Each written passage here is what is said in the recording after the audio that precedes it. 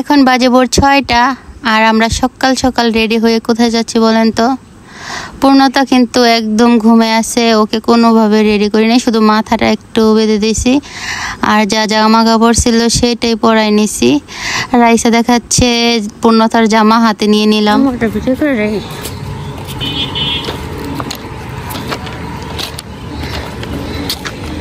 আমাদের ড্রাইভার দাঁড়িয়ে আছে।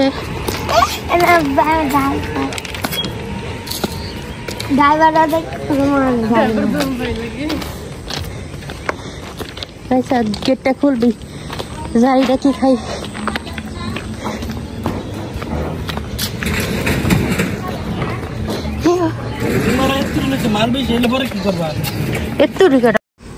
দেখছেন ভাইয়া কিন্তু রাগ করছে। আসলে প্রতিবারই এরকম হয়, আমরা যখন মানে কোথাও যাওয়ার চিন্তা ভাবনা করি এই যে ছোট্ট পিচ্ছিগুলা সাথে যাবেই। আজকে যাচ্ছি পূর্ণতার বাবাকে আনতে, আর এই যে রাইসা সে কিন্তু প্রতিবার যাইবে তার শ্বশুর আব্বাকে আনতে। এখানে ভাইয়া আমাদের জন্য হালকা পাতলা কিছু নাস্তা নিচ্ছিল আর আমরা বসে বসে দুষ্টামি করতেছিলাম। তো ভাইয়া নাস্তাগুলো নিয়ে আসলো। আমি অবশ্য সকালবেলা খাইনি আমি কিছুই, ওরা একটু একটু খাইছিল। এই যে ভাইয়া নিয়ে আসছে আর রাইসার সাথে রাগারাগি করতেছিল যে যদি বেশি হয় মানে জিনিসপত্র নিয়ে এসে যদি জায়গা না পায় তাহলে তো ওরা রেখে আসবো। পূর্ণতা এখনো ঘুমাচ্ছে, পূর্ণতা তো জানেই না ওর বাবা আসবে। আর আমি ভাইয়ারা বলতেছিলাম পূর্ণতা কি এবার চিনবে? আসলে 6 মাস আগে গেছে ওর বাবা, আর পূর্ণতা তো এখন 11 মাস চলে। তো 6 মাস ওর 6 মাস আগে গেছে, ও আসলে এতদিন পরে এখন তো একটু বড় হয়েছে, এতদিন পরে দেখে কি রিয়াকশন দেবে সেটাই ভাবতেছিলাম আমরা। তো ভাবতে ভাবতে আমরা চলে আসছি। এটা কোথায় বলেন তো? এখানে অনেকে ঘুরতে আসে, এটা হচ্ছে লাল ব্রিজ। এইখানে অনেকেই ঘুরতে আসে, বিকেল হলে দেখা যায়। এই যে দেখেন কতগুলো মহিষ। আমরা একজনে বলতেছিলাম হাতি, কেউ বলতেছিলাম, যাই হোক ওটার নাম বলবো না। তো যাই হোক এগুলো মহিষ, আমি মহিষ বলছিলাম, ওরা বলছিল হাতি। এই যে পূর্ণতা উঠে গিয়েছে আর টাটা দিতেছে ঘুম থেকে উঠেই। ও মানে গাড়ির মধ্যে উঠলেই সবাইকে টাটা দেয়, টাটা টাটা।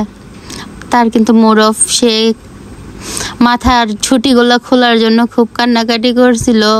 আবার জুতা পরাইছি সেটাও কিন্তু সে বারে বারে টানতেছিল জুতা খোলার জন্য। ও জুতা একদমই পরতে চায় না। আর ভাইয়া বলতেছিল যে গেঞ্জিটা খোলার দরকার নেই, গরম, এভাবেই থাক। পরে কিন্তু পূর্ণতার বাবা আমার সাথে রাগ করছিল যে এই গেঞ্জিটা পরে তুমি কেন নিয়ে আসলো, ওর কি জামা কাপড় নাই? তো দেখতে দেখতে আমরা চলে আসলাম এয়ারপোর্টের ভিতরে না, এখনো ঢুকি নেই ভিতরে, মানে সামনে আর কি আছি। তো এয়ারপোর্টের ভিতরে ঢুকে গেলাম। এটা হয়েছে ঢাকা শাহজালাল আন্তর্জাতিক বিমানবন্দর। এখন আমরা চলে যাব ভিতরে।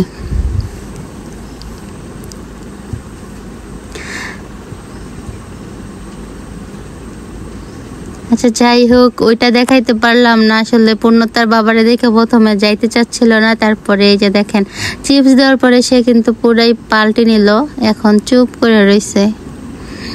তো এটা ছিল আমাদের আজকের ব্লগ, পূর্ণতার বাবাকে আনতে যাওয়ার।